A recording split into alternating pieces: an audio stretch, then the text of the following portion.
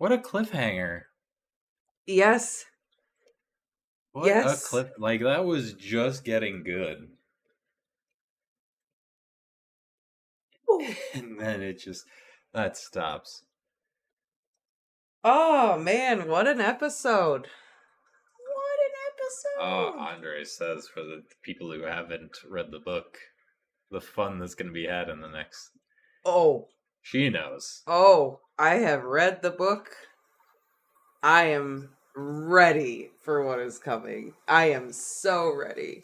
As soon as Viserys was like, I'm gonna marry Alicent Hightower, just it's kicking off. Oh. Rhaenyra is just like, when we talked about this, I thought anyone else. Literally anyone else except the person that's my best friend. Dad. What about that 12-year-old, Dad? How about that one? That's better. Right? That was a messed up scene. She'll mature. She'll mature. That whole scene where she's like, I would give you many heirs, and we would be a great couple together. And he's just standing there like, go play with your dollhouse. Evening, Mike. How's it going? But I mean, that's how shit really goes down. Yeah. You know, that's how people got married in the medieval times. I mean, yeah, that's fair. Unfortunately, watching it's really gross, disturbing, but awful. Yeah. Again, they just cannot seem to be consistent with the special effects. This time, the dragons just looked absolutely amazing. The dragons looked so awesome. The castles looked awesome. The backdrops looked awesome. But then they had to ruin it with the green screens.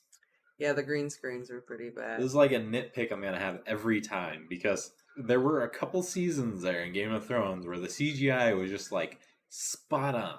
Special effects were just spot on every episode. And then just kind of slipped. It was like seasons 6 and 7. I know that they never, in Game of Thrones, they never really got the dragon riding scenes to ever look super good. They got pretty close though. And we're still struggling with this show because when Rhaenyra rode up on Syrax at the end, it didn't look that great. It didn't look that great. And I think the problem I had with that was that the dragons themselves looked so awesome. It was so good. The dragons looked awesome. Hola! ¿Cómo estás? Speaking of the dragons looking awesome and the dragons in general, how cute were those noises that Caraxes made when he came down off the top of on the top of Dragonstone and he was just chirping? He was doing little squeaks. Oh my god, it was so cute. It was so cute. Fear my dragon. Sounds like the squirrel from Emperor's New Groove. Squeak, squeaker, squeak. Oh my god, so cute. So cute. He looks so awesome though. That would be terrifying. If I was Hightower there, it'd be like, you know what? It's fine. Keep the egg, man. Keep it. I hear Essos is nice. I'll just hop over there. Forget about Westeros. I'm good. Caraxes in Fire and Blood was easily probably one of my favorite dragons, within the book. And he looks so great in the show. I'm just yes, this is great. He's just awesome. He's just awesome. And they mentioned Dreamfire, so I'm just oh, are we gonna get to see her? Oh, she's such a pretty dragon. We have to. She's such a pretty dragon. I feel like they're saving it. There's got to be a moment where they're building up something where they're gonna unleash all the dragons. Well, spoilers, it's called Dance of the Dragons That's in true. the history. And we also got a mention of Vhagar. It's pretty cool. Vhagar isn't Balerion, but Vhagar is a pretty badass dragon in the book. Like, Vhagar is huge and intimidating. Vhagar is an awesome dragon. Yeah, Vhagar is an awesome I dragon. remember you talking about him when you read it. I do want to comment on Andre's comment. Yeah, I do like Hightower because he is like a mixture of Littlefinger and Tywin. He reminds me so much of Tywin, like his whole demeanor and the way he carries himself is just such a Tywin-esque. Maybe that's why I love him so much. Probably. Maybe that's why I'm watching it going, ooh, I could watch you all day, sir. Just be cunning and conniving and terrible. And we really saw with like his daughter and the king, like that Littlefinger aspect. I think. And that look that he gave the one guy. Yeah. At the end. Told you. Yeah, he just kind of went, what now? Mm-hmm. Played you. I think the difference between Hightower and Tywin is that in A Song of Ice and Fire, like, Tywin has total control. He is effectively the king through Joffrey, through Tommen. Yeah. Like, he has the power. He can do whatever he wants and say whatever he wants. Whereas Hightower is in a position of he needs to be more manipulative and subtle and do more of the low-key Littlefinger type early stuff. days Tywin. Yeah. Before he had the power. Yeah, maybe. So this is a good question for you. This person hasn't read Fire and Blood. Should they read Fire and Blood first or wait till the end? Ooh. I as a person who have not finished Fire and Blood. You started it. I started it. I am of the opinion that when there's a show or movie to watch, I'll watch the show or movie before I read the book because the book is always better. So I can then enjoy the show and the movie, but then I can enjoy like the more well-rounded version in the book afterwards. So the thing about Fire and Blood is the events that are actually taking place in House of the Dragon are a small chunk of the entire book. Mm-hmm. So, like, this... Yeah, I was going to say, we're like, I guess in terms of like the length of the book, we're like a quarter through the book where this is starting, isn't it? I think it's a little further deep into the book, third or halfway through the book. Okay, because we know Balerion, like, we learned that Balerion had like just passed away.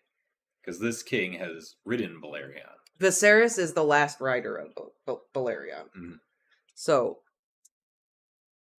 and when Viserys rode Balerion, he was young. Like, he was a young man. And he had Balerion, and then Balerion passed away, and Viserys never took another dragon. Yeah. After Balerion passed away. So, you could read it first, but the thing is that this section of the book is just a section of the entire story. There's a lot more that happens in the book that is not going to have anything to do really with the show. I guess what they're asking is, though, would you say to finish out the season, then go read the book? Or read the book now? Because it's a hefty book, but you could still probably, if you just devoted yourself to it, you could probably read through it in a week. Andres makes a good point. It is a history. It's not written like a novel. It is literally written like a history textbook. So I know a lot of people have struggled with that as far as reading it goes, because it doesn't read like a traditional novel. So my suggestion would be maybe watch the show, then go back through and read the book. because there's just so much in the book. And I could see it being very easy to kind of get confused if you're trying to watch the show and read the book at the same time. Because there are a lot of people that all have the same name in the book. There really is. My um, biggest complaint with the Targaryens, there's 3 names that they just keep in rotation. but by the same token, if you've read the book or you read the book, there are a lot of little hints and fun things in the show that relate back to the book that you won't get unless you've read the book. Like when Lena Valerian says, "Do you know where Vagar is?" and blah blah blah blah blah. Well, if you've read the book, then you know who Vagar is. You know how important that dragon is to the entire history of the Targaryen lineage. So it just depends on how much you care about that kind of stuff. But it might be fun to watch the show, read the book, and then go back and watch the episodes again and catch like what you missed. Right? That's what I like to do when I have that opportunity. I'll watch the show or movie first, because it's always disappointing because you just cannot fit what you can in a book into the movie. Although they are being pretty. The thing I'm really liking about this is they're taking what is a history book and they're turning it into a human story that's very compelling, which is very interesting.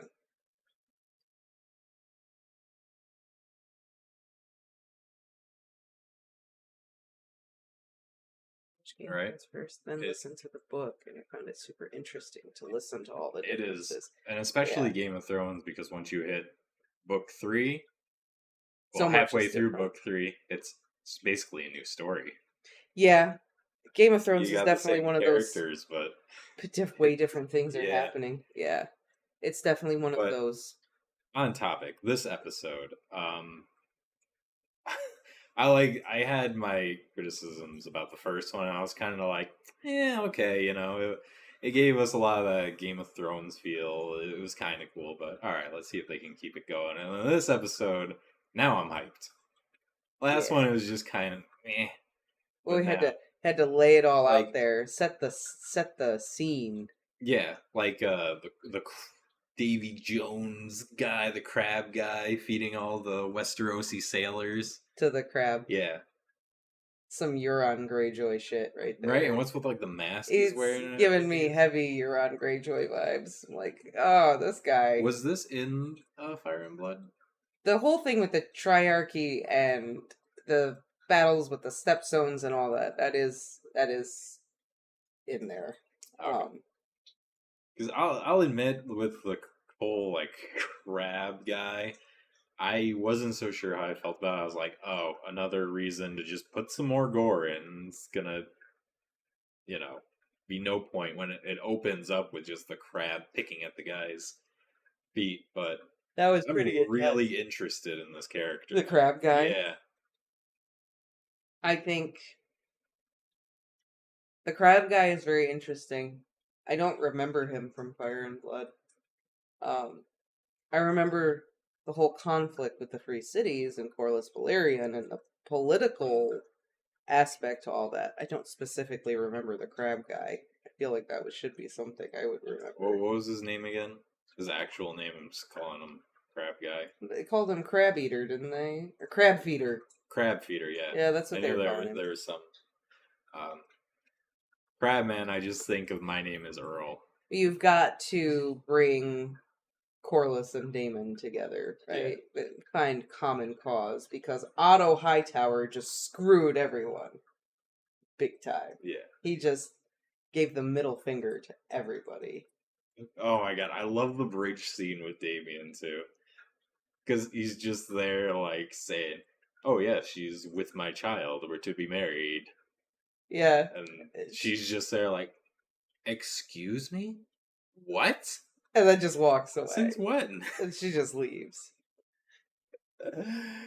He's like, take the egg, I don't want it. Dragonstone looked great too. I love that they're really giving a sense of size and scope to all of the locations. Like in all the books, every time you read about any of these castles or any of these places, it's always about how huge they are and how impenetrable they are. They all seem like super larger than life. And you just didn't really get that with the original Game of Thrones show. Like you just didn't get those vibes. Yeah, like Winterfell is supposed to be gigantic, especially Harrenhal. Harrenhal is supposed to be the size of like 4 Winterfells. Right. You don't even get the size of What is it? Winterfell, let alone the size of Harrenhal. They call it the 100 hearth room or the 200 Yeah. hearth room. There's like literally 80 fireplaces in the one room. Like I think it was 300. I don't even remember. There's like you fit like 1,000 horses in the It was stable. like 300, but Arya only counted like 85 or something like that. Yeah. Like Harrenhal is massive, and then Dragonstone is supposed to be this super intimidating, creepy, like scary place, and it never had those vibes like on the show. Well, because you never really saw it on Game of Thrones. It was you just saw the room with the table. Yeah. But here you get like this big scoping, panning scene of it in the fog and all of this. It just gives it a lot of really great scale. And now I'm sitting here going, can we just put Casterly Rock in the show? Just because. Just because. Casterly Rock, with the Dick Tower. The one castle we still haven't gone to. The only castle I really, really want to go to in Westeros because we've never been there. And it's Casterly Rock. I want to know. I want to see it. For anyone that has not read The World of Ice and Fire, there's illustrations of each castle in it. Because I can't just drop the word Dick Castle and then not explain. There's going to be someone just... What do you mean? Anyways, the illustration of Casterly Rock, it just looks like it's a dick on top of a rock. And I don't know. Maybe it was like a homage to like Jeff Bezos, the richest man in the world. Tywin's the richest man in Westeros. He made a rocket ship that looks like a dick.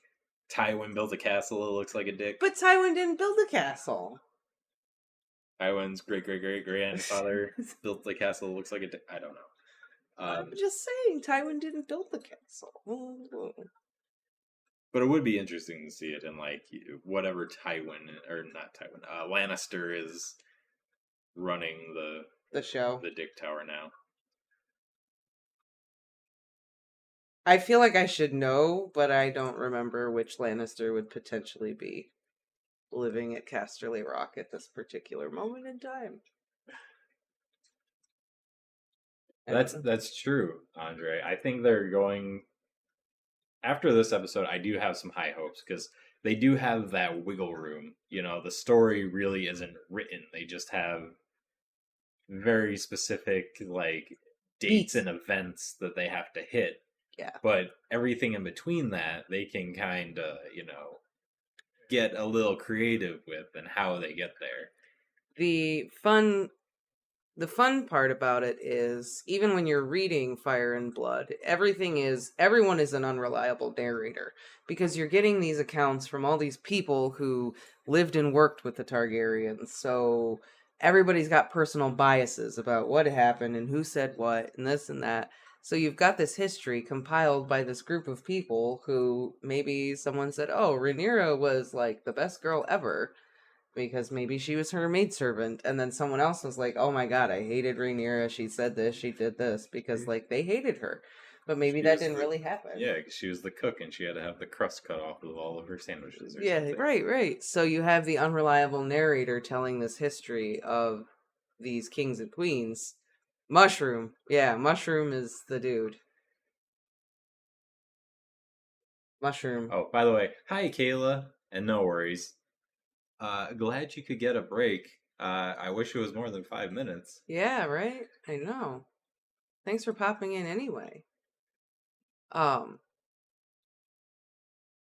you have all of these mismatch of stories compiled together to be like an actual history.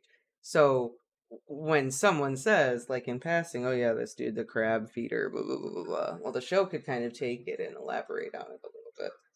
as long as you hit those beats, Yeah, you should be exactly. good. Like Viserys getting ready to marry Alicent Hightower. Like, that shit happened. Period. You can't get around that one. Mm, That shit happened. And Corlys Velaryon is very pissed off about it. extremely. From a political standpoint, it would have made more sense for Viserys to marry Lena. Yeah.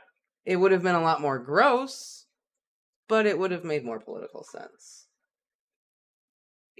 Alicent is supposed to be like 15, so No worse than Sansa. I'm just saying, like, well, she's 12, okay, but this girl you're gonna marry is 15. Still gross. Oh, 100%. But, I mean, it's like 3 years less gross. I guess. Still gross. But I mean, she's yeah, your no, daughter's best friend, man. Ew. Well, they'll get along. It's not going to be any, weirdness. Yeah. Sure. Yeah, totally not weird. Not at all. No one's gonna feel uncomfortable at all. You have to call me mom now.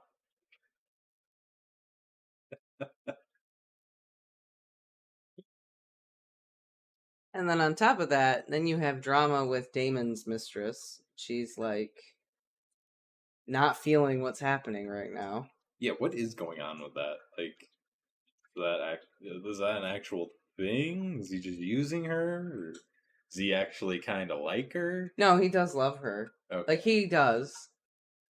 At least according to the book anyway. Like he did. Okay. She was his paramour. Like I know Otto Hightower repeatedly calls her something else, but like he was with her for like years.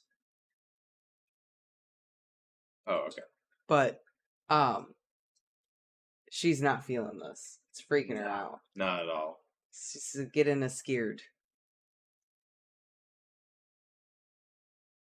What did Damon say at the end of the episode that cracked me up? At the end of the episode, or at the end of the episode when he was was talking to Corlys Velaryon, he said like he's the king. He was never good at that part. At what?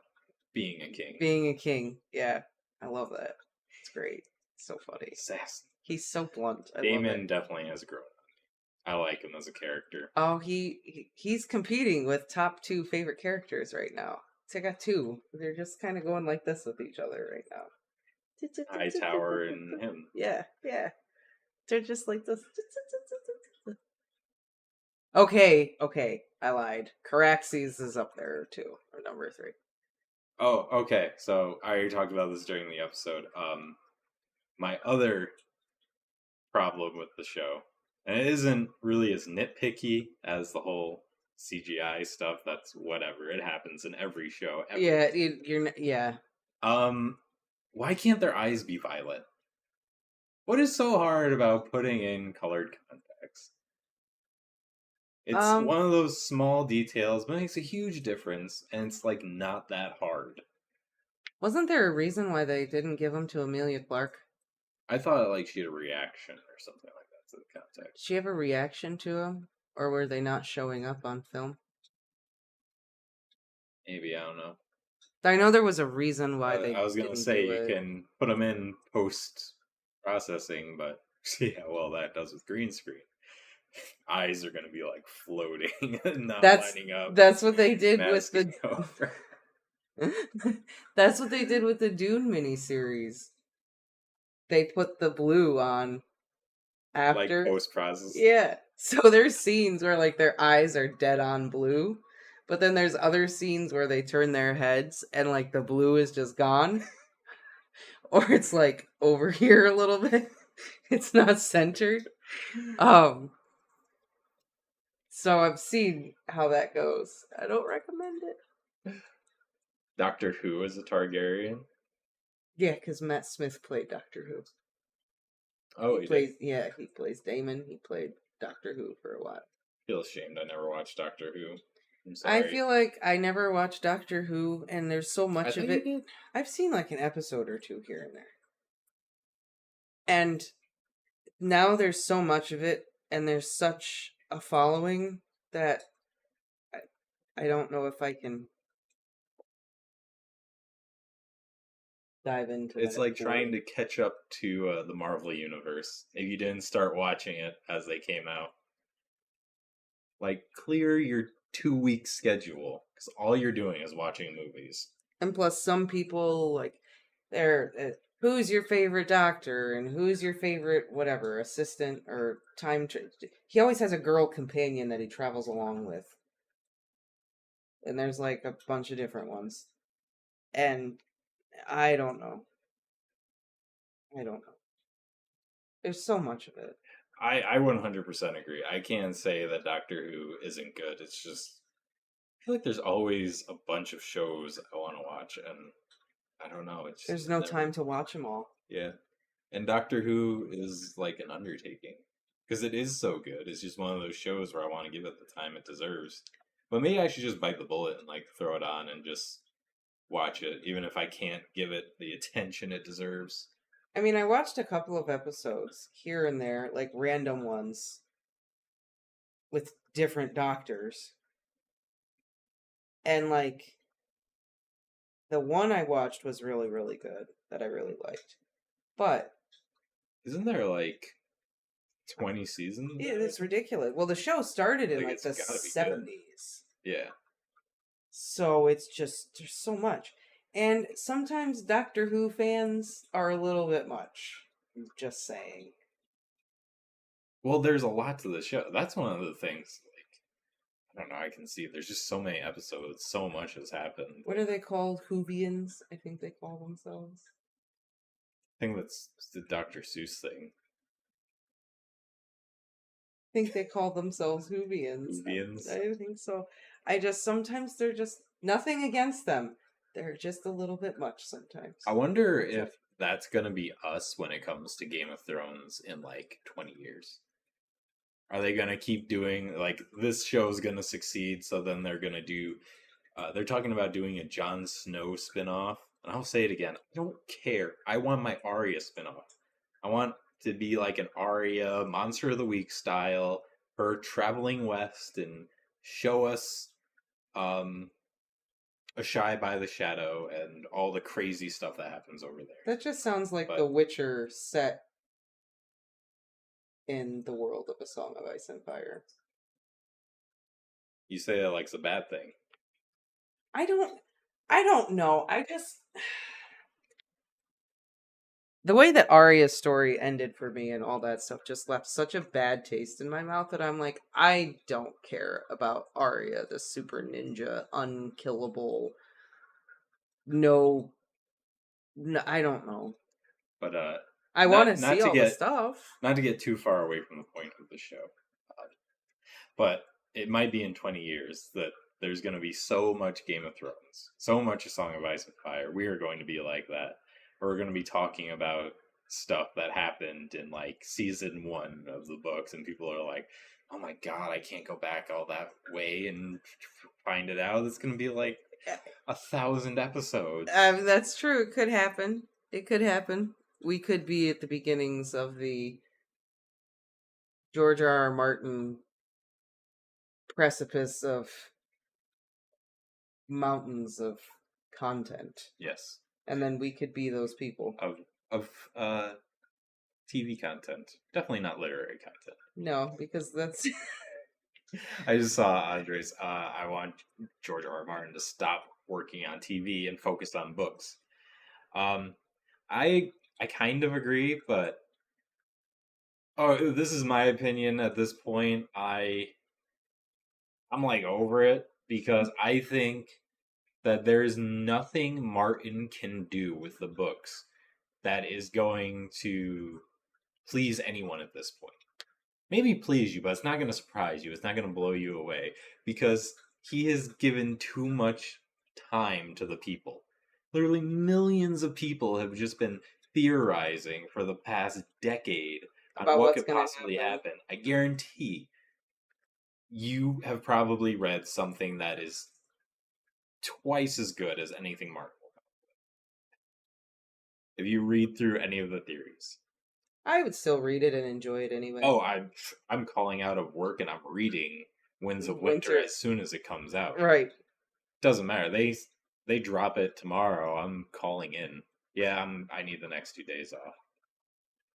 Well, why? I need it off. This is important. I mean, that's fair. My sister died. I think the problem, the whole thing with Martin and TV, though, is that Martin used to write TV. That used to be his career, was writing TV. So I think, he's going back to what he knows, and I think he thoroughly enjoys writing TV and being involved in TV. So that's part of the struggle. It's just 2 more books, though. Just 2 more, Martin. I know. Well, supposedly he's like almost done with this one. He's been supposedly almost done for the past 3 years. I know. I'm trying to be positive. Well, we also need a second Fire and Blood book, too.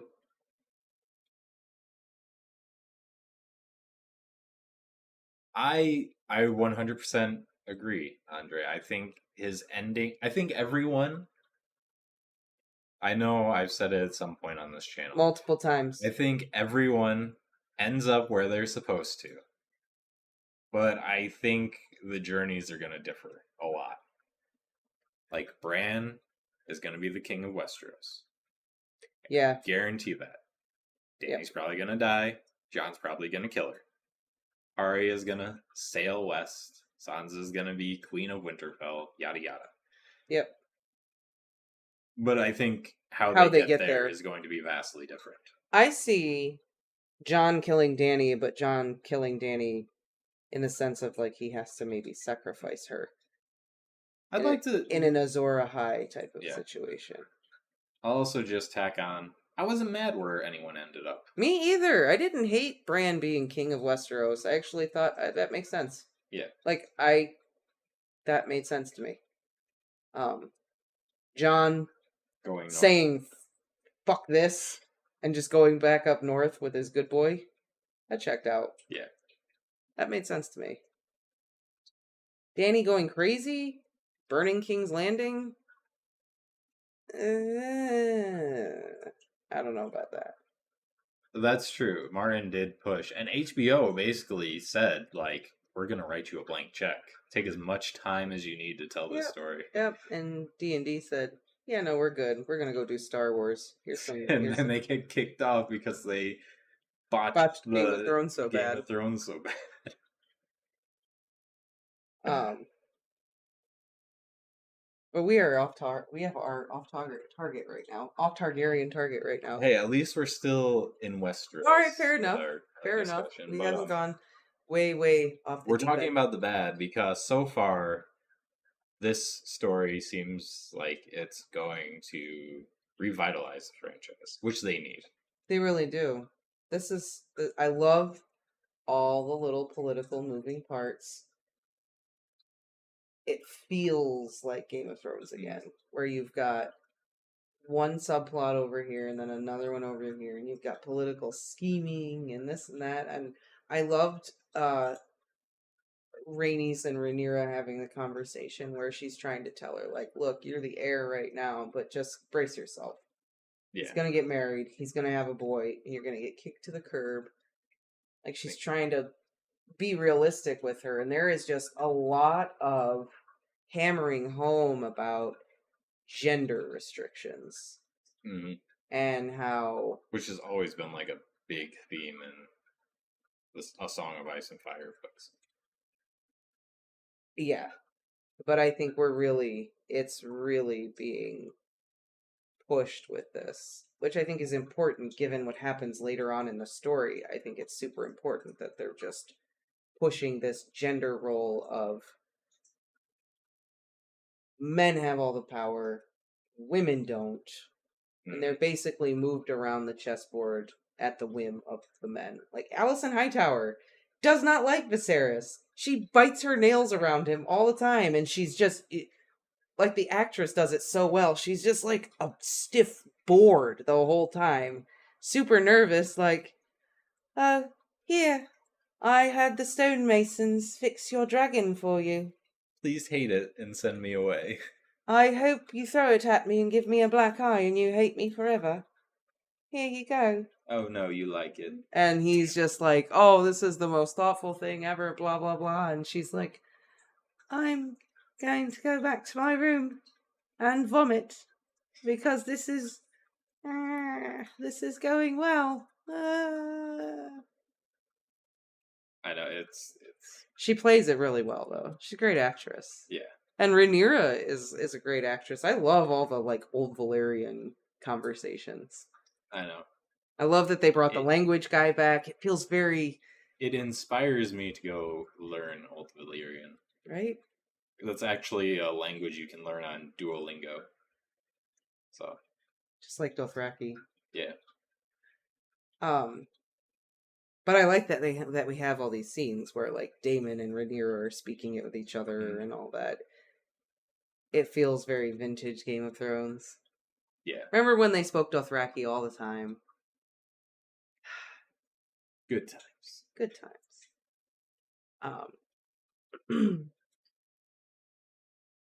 And now we know that big stone. Oh, is that true? Does she become a badass like Sansa?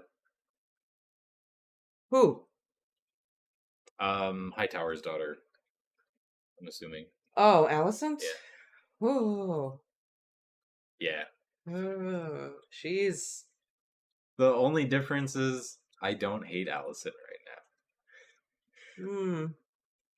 Sansa, I hated in the beginning. But no, that'll be awesome if she does, following that same trend, because I really like Sansa's story arc. So if she does follow that arc, I think that'll be perfect for the show. Because I have a feeling that this whole thing with Rhaenyra being the heir and everything is setting up that kind of turmoil of, male versus woman struggle. What do you think is going to happen? Well, Daemon is definitely not just going to settle and is going to attempt to take the throne, possibly by force. I'm assuming that Viserys will die at some point, and that will then make her the queen, but Daemon's gonna be like, I'm the heir. I'm the man. That throne's mine because I'm the man. She's gonna be like, fight me, bitch. And they fight for it, and then there's this big all-out war. And I guess Alicent is gonna be coming in being a total badass at some point. I will agree with Andres and say she is something else. I'll leave it at that. As far as Alicent is concerned. Well, with her, I'm on the fence because I want to I already have the feeling that Hightower is going to be an awful, awful person, and I'm going to hate him by the end of this. So, you're saying she's a pretty awesome character. So I'm going to assume that she doesn't go down that road with her father. But at the same time, I'm scared that she's going to be like, but he's family, he's my dad, I have to. And then she's going to be like on his side, or he's going to manipulate her. Just because I said someone is an awesome character doesn't mean I think they're an awesome person. Touche. Dany is an awesome character. She also... You hated Dany, though? She is also I didn't finish. Dany is an awesome character, but she's also an awesome person. Cersei is an awesome character, but she is a total shit show of a human being. But they are both awesome in their own way. So. Cersei is pretty awful. Cersei is a horrifying human being. But she's so much fun to read. And Littlefinger, Littlefinger was great. Littlefinger is a fantastic character. Right. I hate him. He is probably one of the characters in A Song of Ice and Fire that, like, I really hate. I hated quite a few. Let me tell you, I've hated quite a few. The way you said that. I've hated a lot. I guess to wrap this up, though, I really enjoyed this episode. The first episode, I decided I wasn't gonna let myself get hurt again. Not gonna get emotionally attached to this. But this episode got me excited. I'm not gonna say it's good yet. Maybe next episode I will. How awesome But was I'm it? excited to see what happens next episode. How awesome was it that we found out that the big thing that he had built was old Valyria? The big sculpture Yeah, thing that's that pretty he's awesome. got. And now it's been confirmed, like, he probably saw it through Balerion. Mm-hmm. How cool is that? I wish. That's the show. Let's go back past written history, and let's just do something in Valyria. Old Valyria show? Yeah. Heck yeah. I'm down. Dragons. Just call it like Westeros Year 1. Well, they're across the narrow. Essos Year 1. Or, yeah. Across the Valyria. There was one more point I wanted to make before we finished. Old Doom. Yeah, just call it Old Doom. There you go.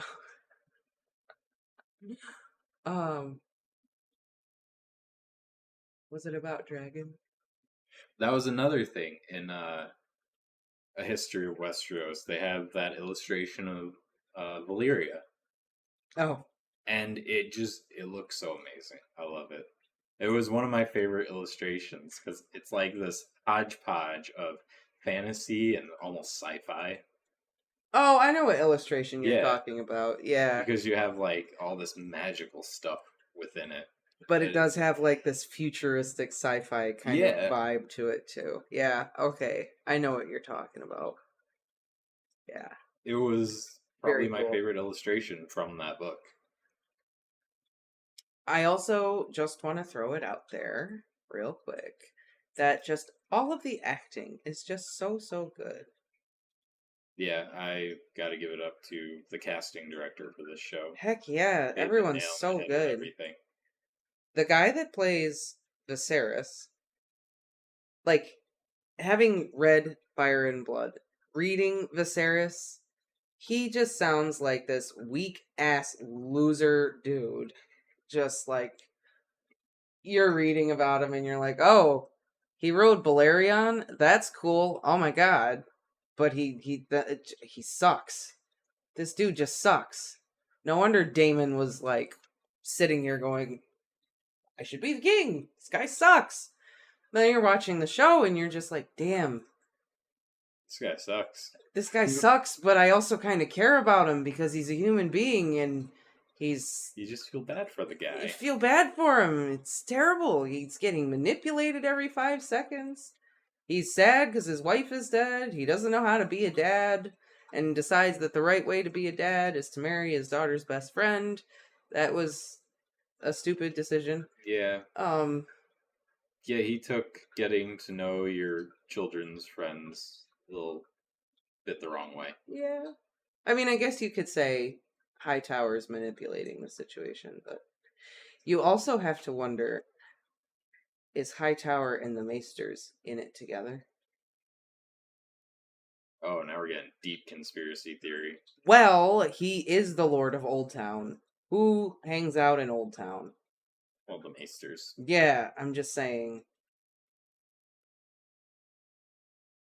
Maybe they're in cahoots. Maybe that Maester was just bullshitting Viserys when he said, oh yeah, the only viable way to save the baby is to cut your wife open. Maybe it was a plot. Maybe Hightower was like, you should totally tell her this, then she'll die, then he can marry my daughter, and we'll be super powerful. Parties at Old Town for the Maesters forever. Lots of gold for everybody. Or chains everywhere. Just throwing it out there, maybe the Maester was an idiot. I mean, Hightower definitely could have manipulated the situation. Maybe he just found the dumbest maester, or maybe he just found some like idiot, you know, like Maybe he found himself a Pycelle. Would just say yes to everything. yeah, just found some dude in flea bomb, said, "Hey, put on this chain. Also, I'll give you 5 pieces of gold if you go deliver a baby. I've never delivered it perfect. 6 pieces. Here you go." I'm just saying, I think there's some solid weight to my theory. Maybe. Old Town, High Towers, all cahoots together. He was a Grand Maester, wasn't he? Yeah. Yeah. I know. I'm reaching here. I'm just theorizing for the heck of it. But yeah, you're right.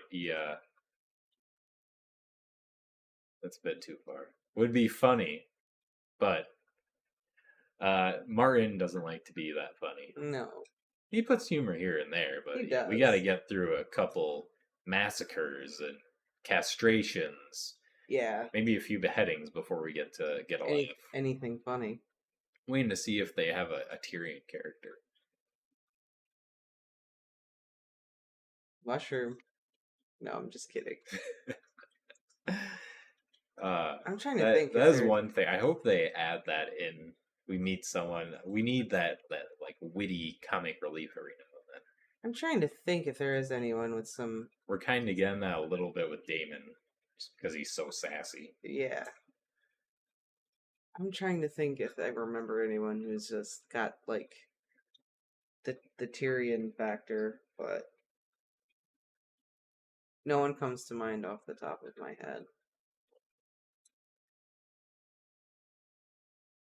I guess we'll have to wait till next time. I pretty much said everything that I wanted to say. I feel like I could just anything else. I could just keep going about things. So maybe I should not. Please, no, you go for it. That's why we do these, so you can talk about the episode. I mean, if there was stuff you wanted to talk about, go for it. I'm just saying, I'm sure you saw a lot more interesting things because you've read this. I also really appreciated all of the flags and the heraldry on everybody when they're trying to pick the Kingsguard. Mm-hmm. And just how everyone had a banner, and then they had like the oh yeah, costume design has been the sigils on everything, and it's colorful. I just love all that stuff. It really gives it that real medieval vibe, and I know that's got to be George R.R. Martin doing that because that is like all his thing.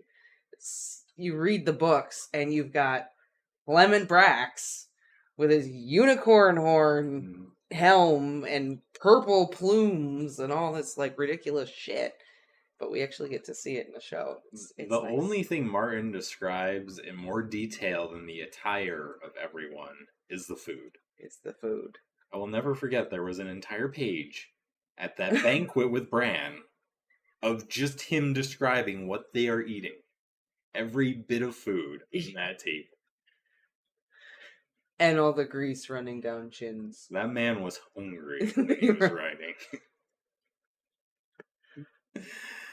Or anytime they describe the food when the Greyjoys are eating. Mm-hmm. And just how sad it sounds. It just sounds so depressing.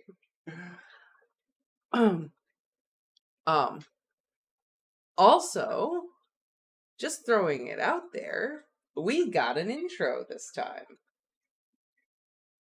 Oh yeah. Do do do do do do do do do do do do do. We got all the music. We got the traveling through the city and all the stuff and the little cogs and all the fun things.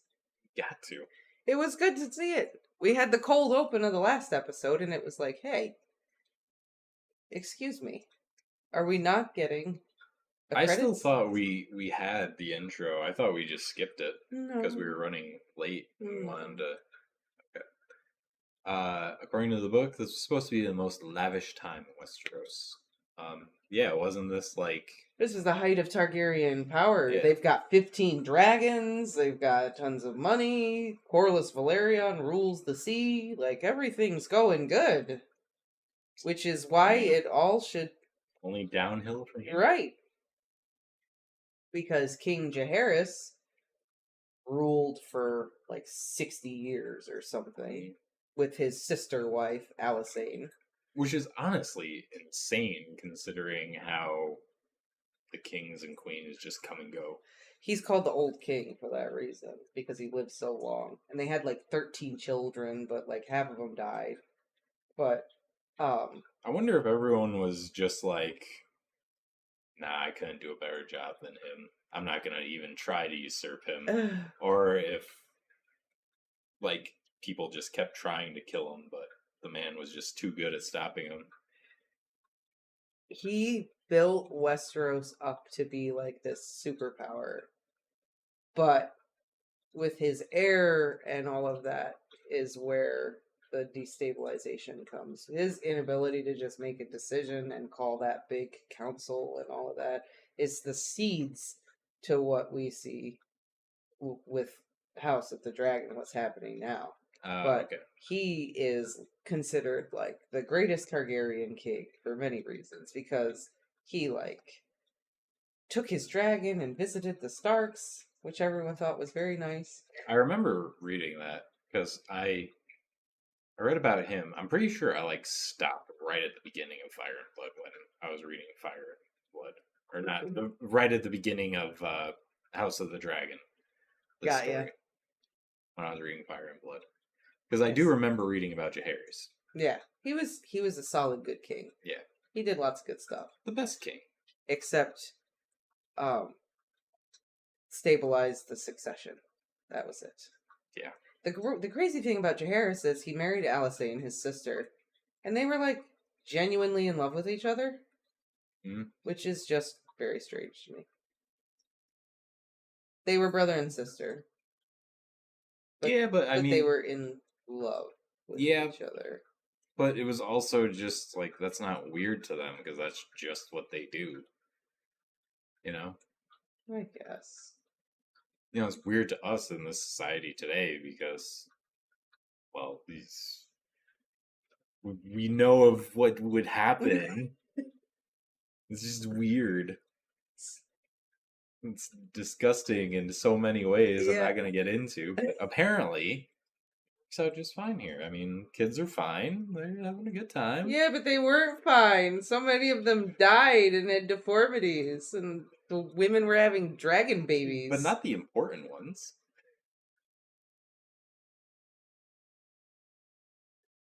I mean, the Mad King?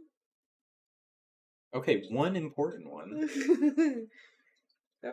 No, Aegon the Fifth was pretty horrible. But he's not in the Fire and Blood yet. Who was the one that was like 600 pounds? Like my 600 pounds. Aegon the Fifth. It was him? Yeah, it was him. Yeah. He's horrible. Horrible. He's so gross. Like his story haunts me. The reign of Aegon the Fifth hurt me personally. Oh man, will we get a bit of him in this show? No, probably not. He's not even in Fire and Blood. Oh, he wasn't? No, because it only goes up to Aegon. Where did I read about him? That maybe it's World of Ice and Fire. I'm confusing World of Ice and Fire and Blood. Probably World of Ice and Fire. Because they haven't put out the second half of Fire and Blood. That's right. Which I'm ready for, because I want to read all about Tywin Lannister and Aerys and all that shit later. Yeah. God, love me some Papa Lannister. Kind of miss him. Otto Hightower is great. And he's definitely giving off them Papa Lannister vibes. But it's not King is the one that legalized all his bastards and started the worst war ever. Who was that? Aegon the Fifth. That was him. Okay. Yes. So I said he has hurt me personally. That man. He's the reason for the Blackfire rebellions. Right there. That guy. And knew how to party. And he had so many mistresses. Like, so many. Yeah. like, there's like descriptions of him like Didn't he later like kill one because he rolled over on her or something? on. Or like when he died, he had a heart attack and like fell on her. I don't know. It was something. I could have sworn something like that happened. There was something about how he got so fat that he couldn't clean himself. Mm-hmm. And like maggots and stuff. Yeah. Right? Yeah. Good old Westerosi history for you. Yeah. Targaryen history. So on the note of the show, was there anything else you wanted to talk about that happened in the show? I saw the preview for the next episode. Yeah, what do you think? Looks fucking awesome. I can't wait to see more. I know I didn't actually see it. I came out here and started the stream. I'm pretty So I excited. There's going to be fighting. Well, yeah, Andre was saying that he's hyped for the next episode. It's going to be crazy. And we're going to get a lot more Daemon Targaryen, which is very nice. What are you talking like? I don't know. It just happened. Okay. Either way, yeah, I'm hyped. I'm excited. I'm super excited. I'm kind of pissed I have to wait a whole other week now to watch the next episode. I'm ready to be hurt again. Let the Targaryens break our hearts. So, I guess we'll be back next weekend. Same time. Yep. And we will be discussing episode 3, where some action will happen. So I'm sure we'll be pretty hyped for that. Super stoked. Crab feeder. Yay. I know, I'm really interested about this guy. Thank you to Andre. You have a good night. And anyone else who's watching, have a good night, everyone. See you soon, everybody.